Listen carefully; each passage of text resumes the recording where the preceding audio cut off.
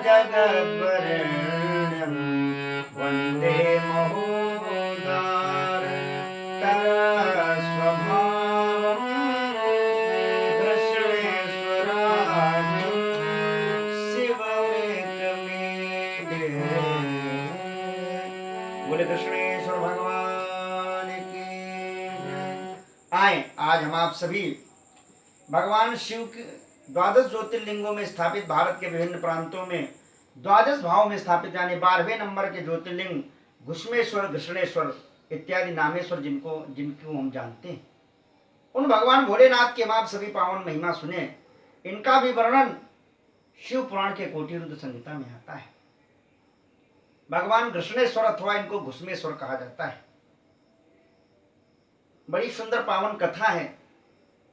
राजस्थान के शिवर नामक ग्राम में यह मंदिर स्थापित है और उस ग्राम में दक्षिण दिशा में जो पड़ता है वहां पर एक देवगिरी नाम का पर्वत है और उस पर्वत के सन्निकट ग्राम है जहां पर भरद्वाज गोत्र में उत्पन्न एक बड़े सुंदर सुधर्मा नामक ब्राह्मण रहते हैं। बहुत ही वैदिक हैं। ब्राह्मण के जो कर्म है दान लेना, दान देना, विद्या पढ़ना, विद्या पढ़ाना, यज्ञ करना और यज्ञ कराना, ब्राह्मणों के पूर्ण रूप से कर्मों में वो सन्निहित हैं। उनकी एक पत्नी है जिसका नाम है सुदेहा। वो भी बड़ी पति परायण है, पति की सेवा करती है, पतिव्रता नारी है।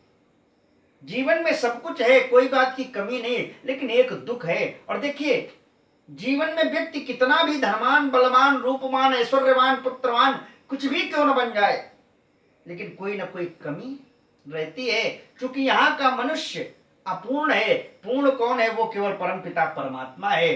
पूर्णमदा पूर्णमिदं पूर्णात् पूर्णमुदच्यते पूर्णस्य पूर्णमादाय पूर्णमेवावशिष्यते। और संसार का कोई भी व्यक्ति पूर्ण नहीं है, अपूर्ण है। कितना भी अच्छा हम आप मकान बनवा लें, कोई ना कोई कमी बनी रहती।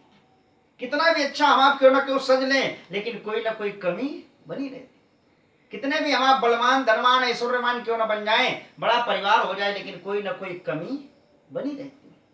इनके जीवन में भी एक कमी है, दुख है। वो कौन है? 4 प्रकार के दुख बताए गए हैं। वासुदेव जरा कष्टम कष्टम निर्धन जीवनम पुत्र शोक महाकष्टम कष्टात् कष्टरिति क्षुधा। वासुदेव जरा कष्टम, नीतिकार ने लिखा सबसे पहला कष्ट है बुढ़ापे का। जरा कष्टम, जिसके जीवन में बुढ़ापा आया हो उससे लग करके पूछो, कहता भैया प्रभु भगवान सबको सब कुछ दे देना, लेकिन बुढ़ापा न देना, इतना बड़ा दुख मिलता है। कहाँ तक कहें बंधुओं, मैंने तो यहाँ तक देखा है बच्चे भी 60 के बाद ना, जब व्यक्ति 60 का हो जाता है, बूढ़ा हो जाता है, तो बच्चे भी कहते बोले बाबा हमें लगता पागल हो गए हैं, बूढ़े हो गए, सठिया गए, 60 में सठिया गए। हाँ? तो सबसे पहला दुख है बुढ़ापे का, जरा कष्टम। फिर कष्टम निर्धन जीवनम, दूसरा कष्ट है निर्धनता का। जिसके जीवन में पैसा ना हो उसके दिल से लग करके पूछो, नहीं दरिद्र सम दुख जग माही संत मिलन सम सुख जग। दुख दूसरा दुख बुढ़ापे का। पुत्र शोक महाकष्टम, तीसरा कष्ट लिखा है पुत्र शोक। जिसके जीवन में संतान ना हो उसके लिए बहुत बड़ा कष्ट होता है।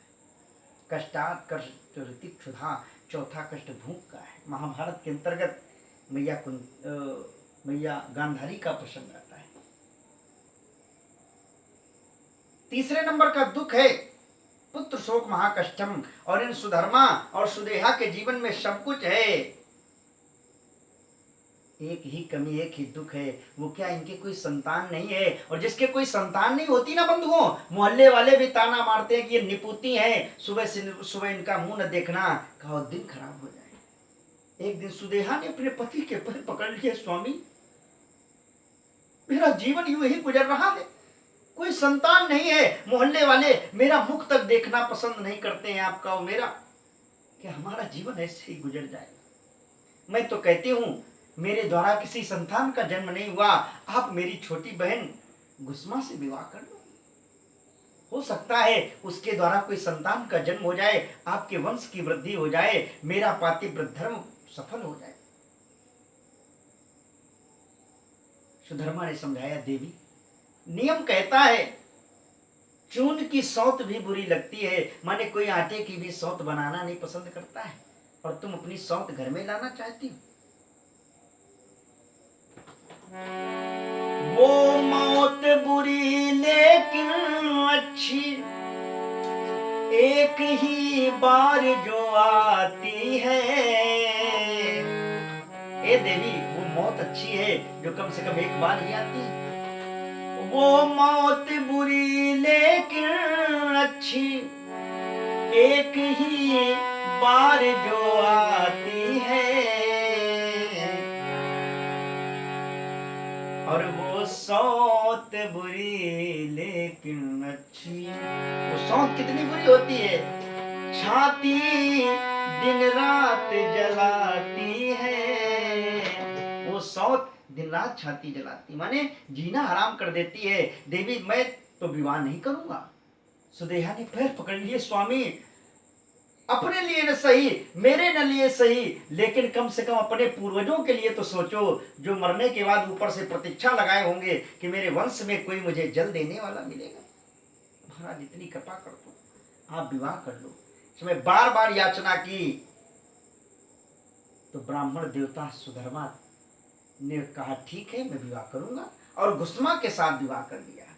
गुस्मा का नियम था प्रातः काल नित्य क्रिया से निवृत्त होकर के भगवान शिव के 101 पार्थिव लिंग का नित्य अभिषेक करती थी, और उसके बाद एक सरोवर में जाकर के विसर्जन करती थी। वही नियम ससुराल में भी चलता रहा। भगवान शिव की ऐसी कृपा हुई कि गुस्मा के द्वारा एक पुत्र का जन्म हुआ, और जब उसके द्वारा एक पुत्र का जन्म हुआ तो पति का प्रेम उसकी ओर ज्यादा आकर्षित हो गया, ज्यादा बढ़ गया। महिलाओं का, मोहल्ले वालों का, परिवारी जनों का, रिश्तेदारों का भी स्नेह गुस्मा को प्राप्त होने लगा। और ये बात अब सुदेहा से हजम नहीं हो रही है, क्योंकि गोस्वामी जी कहते ना रामायण में, देख ये जो नारी का जो स्वभाव होता है, एक दूसरे को कभी भी हंसता खेलता नहीं देख सकती। मोहन नारी नारी के रूपा, पन्नगारिये चरित अनुपा। एक महिला दूसरे महिला को देख के प्रसन्न हो ही नहीं सकती। अब तो सुदेहा के मन में चलने लगा कि देखो इसको लोग ज्यादा प्रेम करते हैं, हर जगह इसकी बात मानी जाती है, मुझे कोई नहीं चाहता है। मन ही मन घुटन होने लगी, लेकिन जाहिर नहीं किया। क्यों? इसी की छोटी बहन है ना। समय गुजरने लगा, इसका जो पुत्र पैदा हुआ था गुस्मा का, वो बड़ा हो गया और उसका भी विवाह हो गया। जीवन बड़ा आनंद में चल रहा है। गुस्मा का नियम प्रातःकाल पति के साथ बैठ करके भगवान शिव के 101 पार्थिव निर्माण का पूजन करती है, तालाब में जाकर के विसर्जन करती है। एक दिन तो सुदेहा ने रात में सोचा अब मैं इस लड़के को ही मार दूंगी, इसके कारण ही मेरी घर में पूंछ कम हो गई है। तो रात में सोते हुए बच्चे का सर काट लिया और उसके अंग काटे, और काट काट करके अंग ले जाकर के उसी सरोवर में जिसमें गुस्मा शिवलिंग का विसर्जन करती थी, उसी में जाकर के फेंक दिया। लौट के आई, चुपचाप सो गई। प्रातः काल हुआ, गुस्मा जगी, जाकर के स्नान ध्यान किया, पति को भी स्नान ध्यान कराया, और सीधे भगवान के शिवलिंग के पास बैठ करके 101 नित्य, जो नित्य का पूजन था, 101 शिवलिंग बनाया और उसने पूजन आरंभ कर दिया। उसे ये कोई जानकारी नहीं है कि क्या हो गया मेरे घर में। अब इसके पुत्र की जो पुत्र वधू माने इसकी जो बहू थी, वो जिस समय अपने शयन कक्ष में प्रातः काल पहुंची अपने पति को जगाने, तो वहां देखा क्या रक्त रंजित पड़ा हुआ है सब। बड़ी जोर से चिल्लाई। सुदेहा ने देखा इसे तो सब मालूम, चुके इसने कृत्य किया। ये भी दौड़ के गई और लोक लाज के लिए इसने भी रोना धोना शुरू कर दिया। लेकिन गुस्मा और सुधर्मा ये दोनों भगवान का पूजन कर रहे हैं। 101 शिवलिंग का पूजन हो गया। अंत में इन्होंने उठाया विसर्जन करने के लिए जिस समय उसी सरोवर में गए, तो वहां पर लड़के को जिंदा देखा। गुस्मा ने हृदय से लगा लिया। उसी समय भोलेनाथ प्रकट हो गए, बोले शंकर भगवान की। और जैसे ही प्रकट हुए, कहा गुस्मा हम तुम्हारी भक्ति से प्रसन्न हैं, तुम्हारे पुत्र को रात में तुम्हारी बड़ी बहन सुदेहा ने मार दिया था, मैं जा रहा हूं, सबसे पहले उसका सर काट दूंगा।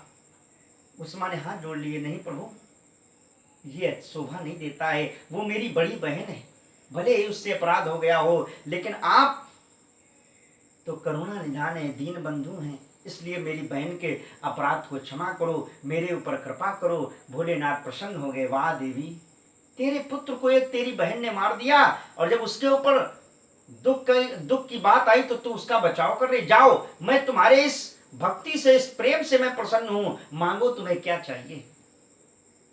उस घुसमा ने हाथ जोड़ लिए, प्रभु अगर दे सकते हो तो एक रूप में आप यहीं स्थापित हो जाओ, बस इतना मैं आपको चाहती हूँ। तो नित्य जो 101 शिवलिंग बनानी पड़ती है, इसका कार्य खत्म हो जाए और मैं नित्य आपका अभिषेक कर सकूं, आपकी भक्ति कर सकूं। भगवान प्रसन्न हुए और एक ज्योति स्वरूप में वहीं पर स्थापित हुए।